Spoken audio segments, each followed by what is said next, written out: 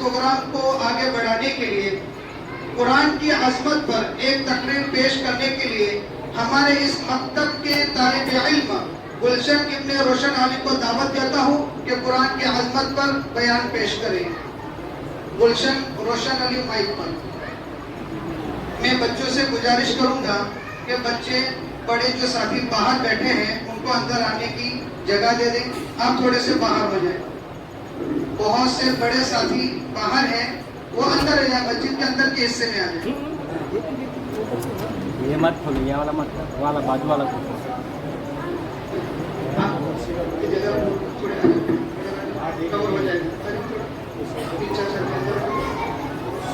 کہ بچوں کو پیچھے بھیج دو، پیچھے بھیج دو، پیچھے جاؤ۔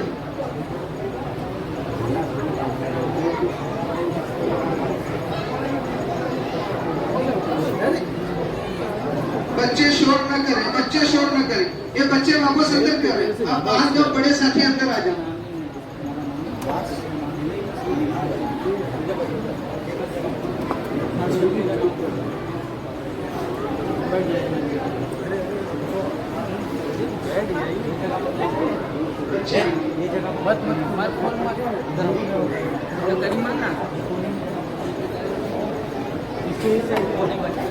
بس ساتھی بیٹھ جاؤ، اب ہمارا پروگرام شروع ہوتا ہے، پھر دیر ہو جائے گی۔ اس کو یہاں سے لگا دو کیمرہ، یہ پیچھے بھی سیٹل ہو گیا۔ چلے گا چلے گا۔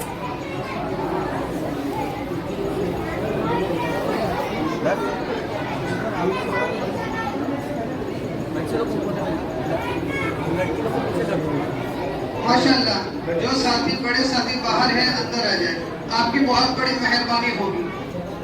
انشاءاللہ بچوں کے پروگرام کے بعد مفتی صاحب کا بیان بھی ہوگا، دعا بھی ہوگی، اس لیے بڑے ساتھی آگے رہے۔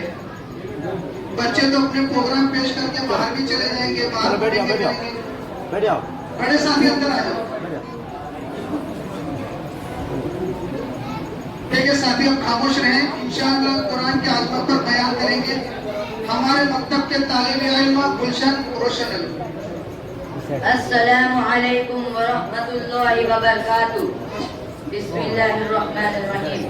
الحمد للہ رب العالمین، والصلاة والسلام علی سید الانبیاء والمرسلین وعلى آلہ واصحابہ اجمعین، اما بعد، اعوذ باللہ من الشیطان الرجیم، بسم اللہ الرحمن الرحیم، ذالک الکتاب لا ریب فیہ هدى للمتقین، صدق اللہ العظیم۔ وقال النبی صلی اللہ علیہ وسلم، خیرکم من تعلم القرآن وعلمہ، او کما قال علیہ الصلاۃ والسلام۔ الہی رونق اسلام کے سامان پیدا کر، دلوں میں مومنوں کے الفت قرآن پیدا کر۔ صدر محترم اور معزز علماء کرام اور حاضرین جلسہ اور میرے محترم بھائیوں، دوستوں اور بزرگوں، آج میں آپ کے سامنے جس موضوع پر لب کشائی کرنا چاہتا ہوں وہ ہے عظمت قرآن۔ قرآن مجید وہ عظمت والی کتاب ہے جس کے اندر کسی شخص کو شک و شبہ کی کوئی گنجائش نہیں۔ قرآن مجید وہ عظمت والی کتاب ہے جو ہمارے لیے رہبر ہے۔ قرآن مجید وہ عظمت والی کتاب ہے، قرآن مجید جس ذات کی طرف سے نازل ہوا وہ ایسی ذات، اس ذات کے علاوہ کوئی عبادت کے لائق نہیں، وہ وحدہ لا شریک لہ ذات ہے۔ قرآن مجید جس پیغمبر پر اترا وہ ایسا پیغمبر تمام انبیاء کا سردار ہے، وہ ایسا پیغمبر ہے کہ جن کی پوری زندگی میں پوری انسانیت کے لیے زندگی گزارنے کا نمونہ موجود ہے۔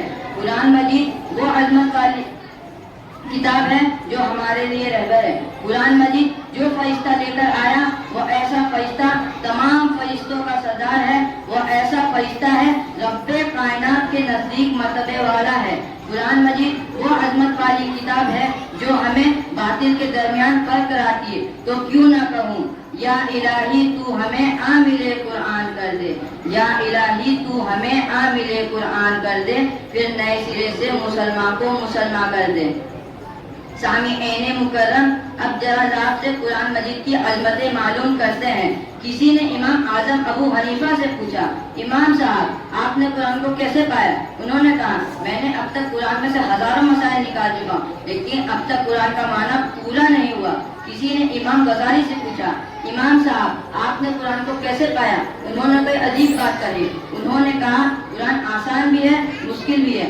आसान तो इतना है कि 8 साल के बच्चे के सीने पे भी उतर जाता है और महफूज हो जाता है, और मुश्किल तो इतना है कि 1400 सालों से उलमा, मुफ्ती, मुफस्सिरीन कुरान में लगे हुए हैं, लेकिन अब तक कुरान की उस मोती को हासिल करने में कामयाब नहीं हो सके। किसी ने इमाम अहमद बिन हम्बल से पूछा, इमाम साहब आपने कुरान को कैसे पाया?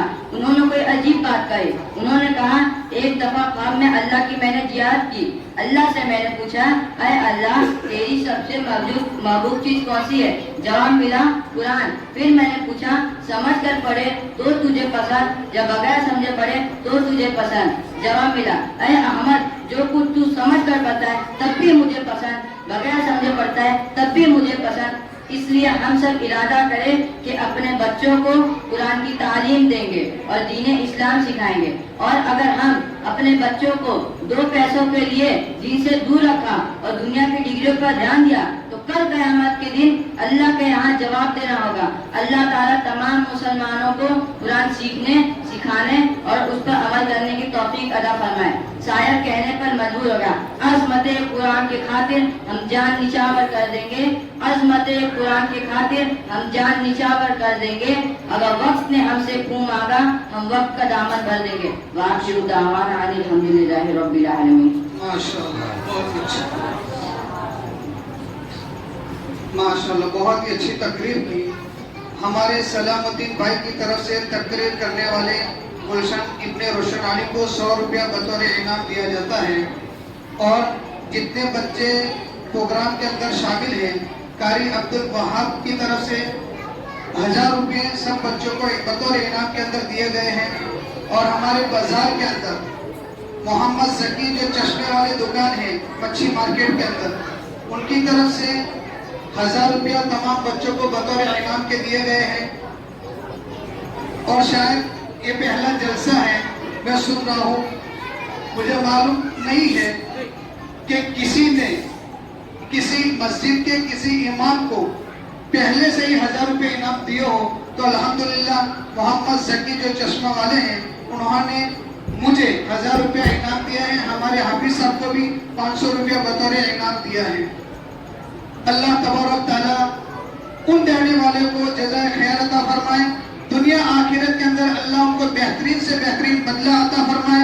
और अल्लाह तबारक तआला उस खैर के जरिए से अल्लाह तबारक तआला उनको जन्नत के अंदर दाखिला नसीब फरमाए।